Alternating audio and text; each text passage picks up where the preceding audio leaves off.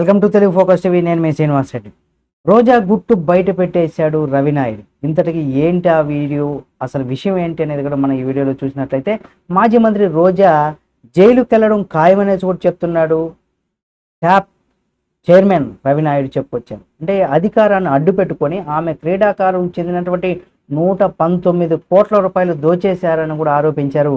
దీనిపైన పూర్తి స్థాయిలో విచారణ కూడా జరుగుతుందని తెలియజేశారు.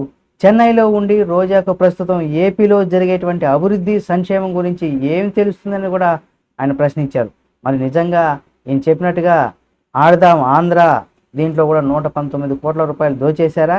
దీనికి సంబంధించి పూర్తి సమాచారం మన కొన్ని రోజుల్లో మనకు తెలిసేటువంటి అవకాశం ఉంది. ఇందులో ఆమె నిజంగా దోపిడీకి పాల్పడ్డారా లేదా అని తెలియాలంటే విచారణ పూర్తయి ఆ తర్వాత నిజాలు కూడా బయటకు వచ్చేటువంటి అవకాశం ఉంది. అప్పటి వరకు దీనికి సంబంధించి మరిన్ని అప్డేట్స్ని మీ ముందుకు తీసుకొస్తుంది మన ఛానల్. కాబట్టి సబ్స్క్రైబ్ చేసుకొని పక్కనే ఉన్న బెల్ బటన్ ఒకటి మాత్రం మర్చిపోకండి.